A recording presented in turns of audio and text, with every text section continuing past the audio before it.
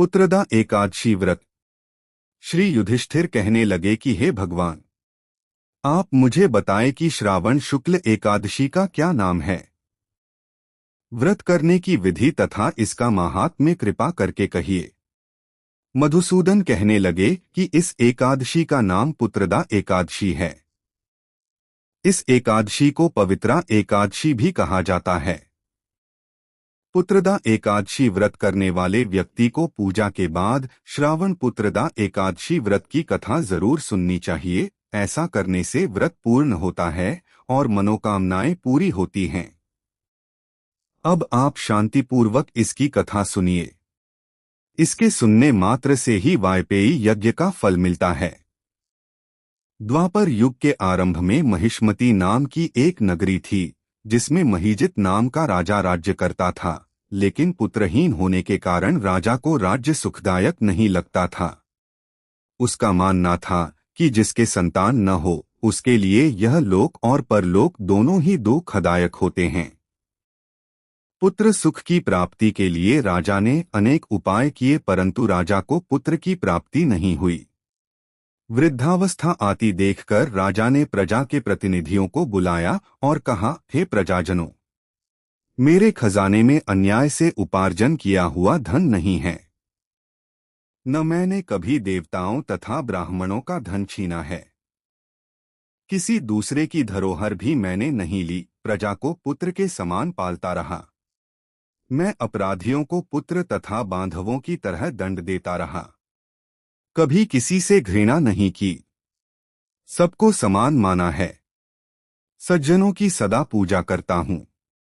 इस प्रकार धर्मयुक्त राज्य करते हुए भी मेरे पुत्र नहीं हैं। सो मैं अत्यंत दुख पा रहा हूँ। इसका क्या कारण है? राजा महीजित की इस बात को विचारने के लिए मंत्री तथा प्रजा के प्रतिनिधि वन को गए। वहां बड़े बड़े ऋषिमुनियों के दर्शन किए। राजा की उत्तम कामना की पूर्ति के लिए किसी श्रेष्ठ तपस्वी मुनि को देखते फिरते रहे। एक आश्रम में उन्होंने एक अत्यंत वयोवृद्ध धर्म के ज्ञाता, बड़े तपस्वी, परमात्मा में मन लगाए हुए निराहार, जितेंद्रिय, जितात्मा, जितक्रोध, सनातन धर्म के गूढ़ तत्वों को जानने वाले, समस्त शास्त्रों के ज्ञाता महात्मा लोमश मुनि को देखा, जिनका कल्प के व्यतीत होने पर एक रोम गिरता था। सबने जाकर ऋषि को प्रणाम किया।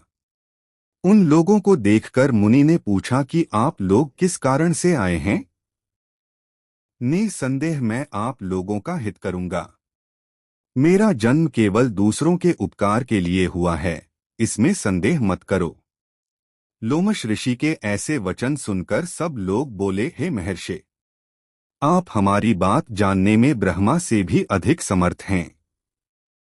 अत आप हमारे इस संदेह को दूर कीजिए। महिष्मतीपुरी का धर्मात्मा राजा महीजित प्रजा का पुत्र के समान पालन करता है, फिर भी वह पुत्रहीन होने के कारण दुखी है।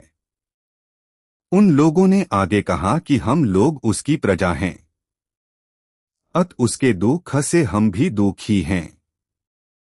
आपके दर्शन से हमें पूर्ण विश्वास है कि हमारा यह संकट अवश्य दूर हो जाएगा, क्योंकि महान पुरुषों के दर्शन मात्र से अनेक कष्ट दूर हो जाते हैं। अब आप कृपा करके राजा के पुत्र होने का उपाय बतलाएं। यह वार्ता सुनकर ऋषि ने थोड़ी देर के लिए नेत्र बंद किए और राजा के पूर्व जन्म का वृत्तांत जानकर कहने लगे कि यह राजा पूर्व जन्म में एक निर्धन वैश्य था। निर्धन होने के कारण इसने कई बुरे कर्म किए। यह एक गांव से दूसरे गांव व्यापार करने जाया करता था। एक समय ज्येष्ठ मास के शुक्ल पक्ष की द्वादशी के दिन मध्याह्न के समय जबकि वह 2 दिन से भूखा प्यासा था, एक जलाशय पर जल पीने गया। उसी स्थान पर एक तत्काल की ब्याही हुई प्यासी गौ जल पी रही थी। राजा ने उस प्यासी गाय को जल पीते हुए हटा दिया और स्वयं जल पीने लगा, इसीलिए राजा को यह दुख सहना पड़ा। एकादशी के दिन भूखा रहने से वह राजा हुआ और प्यासी गौ को जल पीते हुए हटाने के कारण पुत्र वियोग का दुख सहना पड़ रहा है। ऐसा सुनकर सब लोग कहने लगे कि हे ऋषि, शास्त्रों में पापों का प्रायश्चित भी लिखा है। अत जिस प्रकार राजा का यह पाप नष्ट हो जाए, आप ऐसा उपाय बताइए।